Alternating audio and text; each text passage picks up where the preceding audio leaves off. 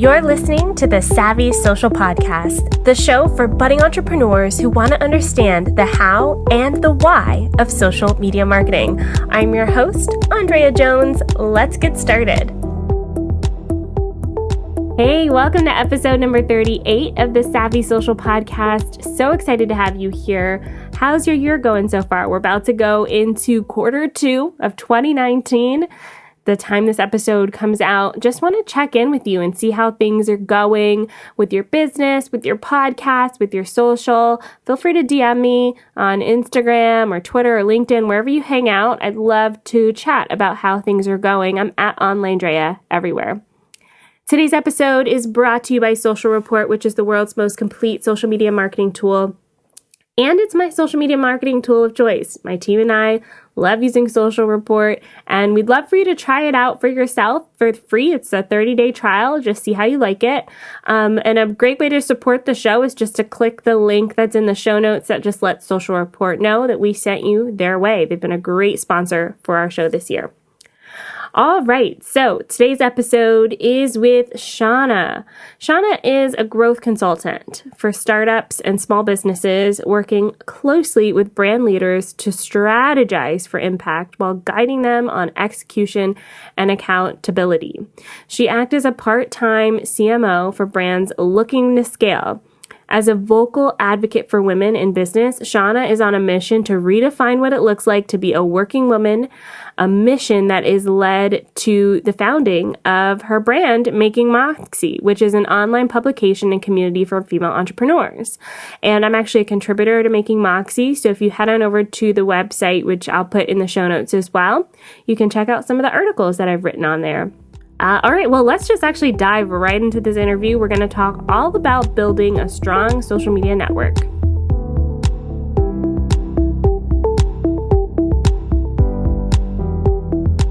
Hi, Shauna. Welcome to the show. Thank you for having me. I'm so excited you're here, and I kind of want to just start right at the beginning. So can you tell us how you got into marketing? I got into marketing by accident, actually. I originally went to school to be a teacher, and I failed my first teacher exam, and I was really, really feeling terrible about it, and it killed my confidence. I didn't want to go back and take the exam again. I ended up subbing in classrooms and went back to school and got a degree in professional writing. Now, nobody knows what that means, but the reason I did professional writing is because I wanted to have options. I did business writing, writing for the web, writing for PR, technical writing, all that fun stuff. And then I graduated in 2011, and if you think back to that time, the economy was down. I had 2 degrees and absolutely no prospects. So I couldn't land an interview to save my life. And I started freelance writing, and I was writing blogs and social media and captions for sales pages or product descriptions. And then I actually got hired as a director of content for a marketing agency. And then it kind of hit me that all of these things that I had been doing were marketing. I love that. So it almost took kind of going full circle back to that director of content marketing position for you to realize that all of these tools that you've been collecting over the years were actually a whole skill in and of itself. Exactly. Yeah. And then I started digging into marketing and getting HubSpot certified and, just educating myself about the bigger picture about marketing. And I found that I really enjoyed the bigger picture and the strategy piece. So I still write, but I moved away from the writing portion of it and started looking about the bigger picture of how marketing affects businesses. Okay, so let's talk about the transition from working for an agency and having your own business. What was that like, kind of the process? Because I know there are quite a few of my listeners who are in the exact same position. So this is a funny story. I was fired. So I became an entrepreneur, again, by accident. I had left a stable job as an SEO coach with a company to work with a friend of mine who had his own digital marketing agency. And it was great. We were taking on new clients. Everybody was happy in the beginning. And then a couple months in, started hiring new people that we didn't really need team-wise. And we started really focusing on our own social media and our own videos and things like that. And really, it took away from what we were trying to do for the clients. And the clients noticed. So I tried talking to him about these issues, and he did not appreciate the feedback. So he ended up letting me go, citing it wasn't a very good culture fit. So I had left a good job for this position, and this was actually about 3 weeks before my husband left for deployment. So I had 3 kids at home. My husband was about to be deployed, and I had to decide what I do. Would I go back and try to find a job, or could I do this on my own? And I had been thinking about it for a little while when things were going sour in that business relationship. But for me, I'm one of those people that wants to have all their ducks in a row. I want to be prepared. I want to feel really solid about this decision that I was going to make. And I think that this experience showed me that there was going to be no situation where I was going to feel really solid about leaving a job that felt stable, that, paid well, to go out on my own. So my advice for any listeners would be that if you know that you're good at what you do, you definitely try to prepare the best that you can. But at some point you have to take that leap of faith, and you really have to bet on yourself. Yeah. Oh, that is so true. I mean, for a lot of industries, that is true. Whatever you're doing is, if you can believe that what you're doing is what you're supposed to be doing, then it doesn't matter where you are. It doesn't matter, whether you're with a company or whether you're doing it for yourself. They're both hard. It's both challenging in its own right. So I really like that you kind of touched on that, because I feel like there's this kind of like sense right now with entrepreneurs that, oh, it's easy. We're all working from the beach, or, we're, working 3 hours a day, and it's just as hard, if not harder, than having a traditional position within a company. I think it can be harder in a lot of ways, because you, as an entrepreneur, you are everything, right? There's no marketing department. There's no HR department. There's no sales department. You're doing everything from your taxes to closing clients to doing your marketing to actually doing the service or creating the product that you create. It's a lot. And I agree with you. I get so frustrated seeing all these people, on the beaches in Bali. That's not how entrepreneurship works for most of us. Yeah, exactly. And usually, I don't know if this is just me, but I usually think that those people who are out in Bali had like some trust fund or some, right?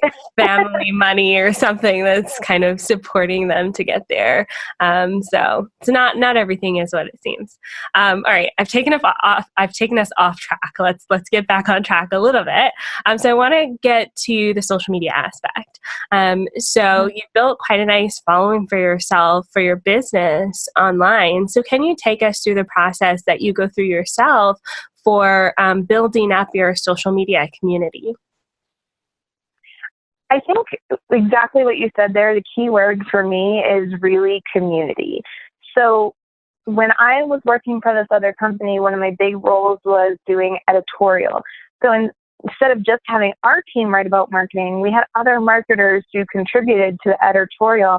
And that ran from marketing directors at different kinds of companies to independent marketers who did it as freelance. Maybe they were specialized in social or email automation or any wide range of things. And when I did that, it really created good relationships with the people who were writing. And when I went out on my own, that's one thing that I definitely did not want to give up. So for Making Moxie, I still have a lot of contributors. It's not just my voice on there. And I think that's really powerful when it comes to social media, is that a lot of people use it as a billboard, right? They throw things out there and then they're shocked when nobody is talking back to them because they haven't created that sense of community. So when it comes to social media, I really don't just put content out there. I also really include the people in my community. I share things of theirs. They share things of mine, whether it's an updated website or a piece of their thought leadership from my website. I really work hard to keep that community continually engaged. And then it's a domino effect. You know, they share it with their audience and their audience gets involved and learns about Making Moxie, and it just makes the community bigger over time. Yeah, so you're really leveraging who you know, your connections, and all of your communities kind of get to experience the benefits of all of that.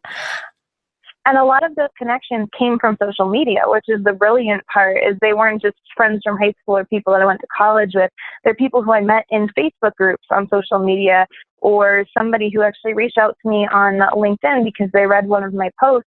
So, community is about cultivating those relationships in the long term. And most of those people I actually started my relationships with from social media. Let's dig in there because we have had over the past couple of episodes a few people talking about the power of Facebook groups. And so I always like to get a fresh perspective on that because I think the danger that we run into as business owners and entrepreneurs is that we come across a Facebook group and we're like, this is great. Everyone should know what I do. We go into the group and we are like, hey, everyone, here I am and here's what I do. And sometimes that's not the best way to get into it. It does take a little bit of relationship building, a little bit of value adding. So can you tell us how you personally do that when it comes to Facebook groups, or you even mentioned LinkedIn? What are some of the ways that you add value, and then how do you turn that value into like connections that you can leverage? So I was in a unique position when I started kind of this community outreach. Because I was an admin in that Facebook group, it was my job to add value to everyone in the group. I really started engaging with people because we were looking for people to contribute to the online publication. So that added value in the sense that they could get their thought leadership out there. They may be able to write for some website that has a better ranking than their blog would. And also, it created connections among them because then there was kind of an inner circle there. And what I found was really cool is that several people actually went back and were able to use the articles from that blog that they wrote for different opportunities. So they were able to say, hey, I've been published in these places. And then they were asked to do speaking events. People that would read certain articles that really resonated with them. So then they had inquiries for clients and things like that based on their own thought leadership. So my best advice for Facebook groups is to think of the value you can provide outside of the Facebook group. Yeah, that is so true. Like, how can you extend that, make that relationship deeper than just chatting in the Facebook group? So what about LinkedIn? You mentioned that you write articles or you produce regular content for LinkedIn. Can you talk a little bit more about that? LinkedIn has been really, really interesting for me. I definitely make sure I don't write specifically for LinkedIn. If I'm writing for the Moxie blog, I make sure that I bring that content over to LinkedIn posts. And a lot of people have read certain pieces of my thought leadership and be like, wow, that really resonates with me, or that's a new perspective. And I think that less and less people are actually reading articles on LinkedIn, but a lot of people are looking to engage on LinkedIn and to really have conversations. And unless you're in a Facebook group, you don't really see that anymore. The thing about Facebook groups is that it's very niche. You know, they're targeting entrepreneurs, or they're targeting people who manage social media accounts, or they're targeting gym owners, or whatever the Facebook is. It's very niche. So chances are that you're in there with a lot of your own competition. Where with LinkedIn, it's not that there's not plenty of competition there, but depending on who your connections are, that really changes up who is going to see your content. So when you start engaging and you really get conversations going, or you are active in a bigger conversation, you never know who is going to see that. You're not just talking to your competition all the time. And I think that can be really a game changer when it comes to finding new clients or making good connections. Can you give us an example of what that would look like? Let's say we're scrolling through our LinkedIn feed and we see a post. What's something that we can write that really makes people stop and think, or really kind of adds value? Can you give us an example or a piece of advice for how to stand out when there's, maybe a lot of other people commenting or something like that? So it takes time. You don't just start writing things that are controversial and all of a sudden your feed blows up. It really takes time, and it takes engaging with other people's accounts so that yours becomes more visible to them. I think that I do try to be on there, but I'm probably not even the best example. There's a gentleman by the name of Adam, and I'm going to butcher his last name, unfortunately. I think it's Karpiak. He has a recruiting firm, and he recruits accountants, I believe, which is so far out of my industry, it's ridiculous. We somehow got connected on LinkedIn, and his posts are just so raw and authentic. This is what you shouldn't be doing if you want to get a job. Don't ask me these questions if you haven't done your research first. If you're a company that's looking to hire these people, well, maybe you should call them back within a reasonable time frame. And he's very raw and authentic about the struggles that he sees on both sides of the business that he experiences. And it just resonates with people. I mean, he has thousands of comments on any of the posts that he does. And I really think that his following on LinkedIn has just blown up in the past year because of that authenticity. So a lot of times, value is such a buzzword to me. We're trying to provide value. Everybody wants to provide value to everybody else, and that's how you build a following or build a list. Well, there comes a point where, and maybe not even there comes a point, every market is just so saturated at this point. Whatever value you're trying to provide, somebody else has gotten there first. So everybody has probably said what you have said in regards to your industry or your thought leadership, maybe a different way, but it's all been said before. But when you get on social media and you start authentic conversations that really get people thinking about the industry, get them thinking about their own behavior, that in and of itself becomes valuable because we learn from each other. We see other people that we might want to connect with. So starting real, genuine conversations is probably the best way right now to create value on social media. I agree 110%. This is so good. And I hope if you're listening to this episode and you get one thing from it, this is it, that you have to be authentic and you have to build connections. It's networking. It's networking online. It's not a billboard. It's not, blasting out all of these things and hoping people, follow you because of it. It's building connections one-to-one. And that's so important. So let me ask you this. If someone were to come to you today and they're just starting their business and they go, where do I start with my marketing? What's some advice that you would give them? The first thing that I would ask before even trying to give advice is, what are your goals? Because every company has different goals. And one of the biggest mistakes I see companies make is they jump right in and they're like, okay, well, the first thing I should do is Instagram, or the first thing that I should do is start a Facebook group, or do a lead magnet and try to build up my email list. You can't just jump in and start doing what you see everybody else doing.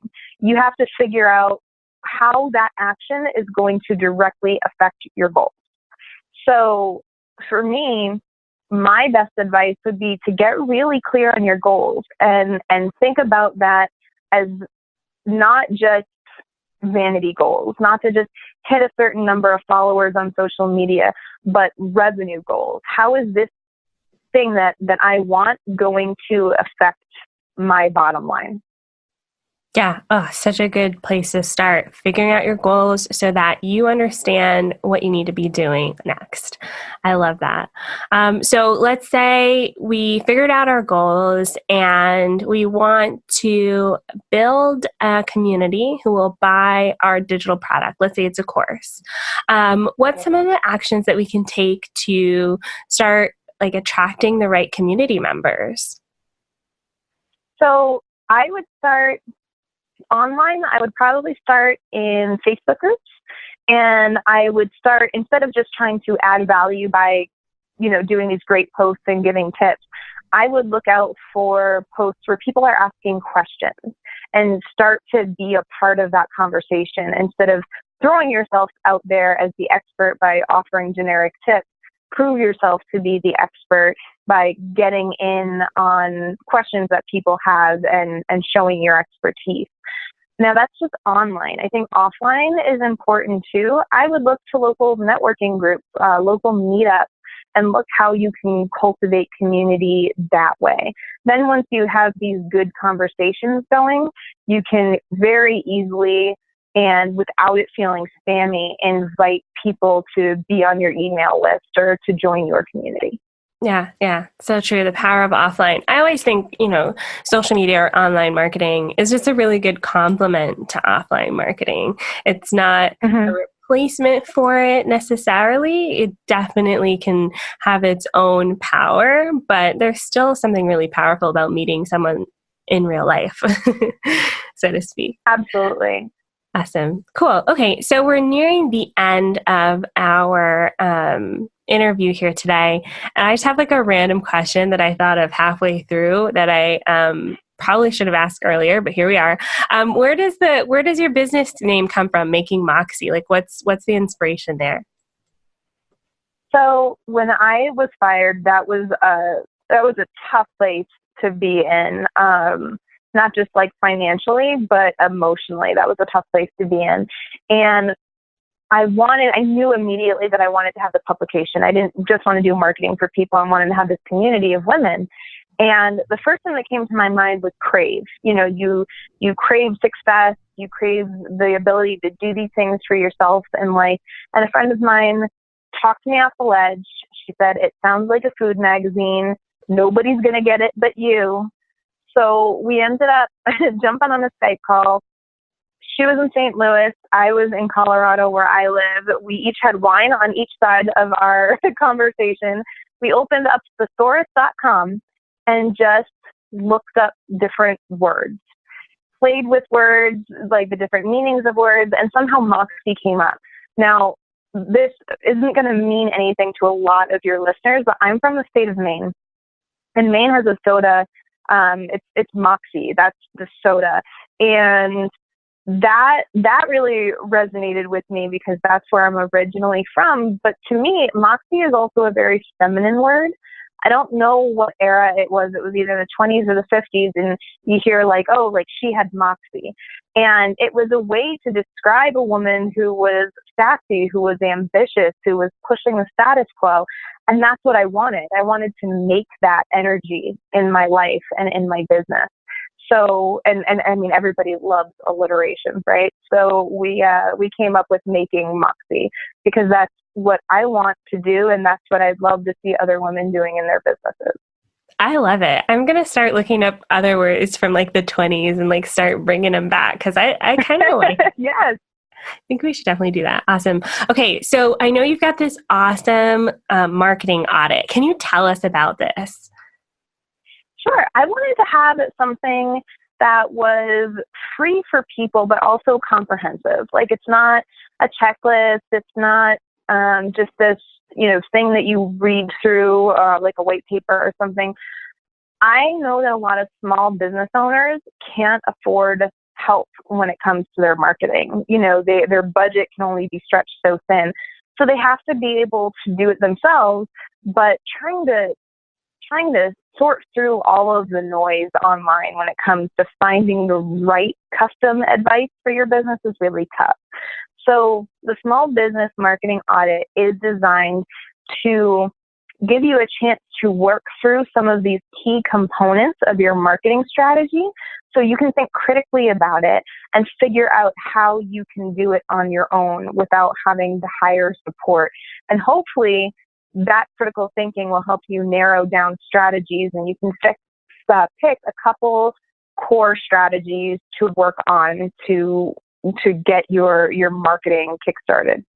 Oh, great. So everyone, go grab the Small Business Marketing Audit. The link will be in the show notes. I think it'll give you a good starting place for kind of just checking in with your own marketing and seeing how things are going. Great. Thanks, Shauna. Where can we find you online? How do we connect with you? You can find me at Making Moxie, obviously. I am there all the time. And on social media, it's at I am Making Moxie. Awesome. And the links will be in the show notes for everything that we talked about today, including connecting with Shauna. Thanks so much. Thanks for having me. Thanks so much for listening to this episode of the Savvy Social Podcast. For links and everything we talked about, please check out the show notes by visiting savvysocialpodcast.com. And don't be afraid to continue the conversation. I'd love to have you inside of the Facebook group. You can search for us on Facebook or simply go to savvysocialcrew.com. See you there. Bye for now.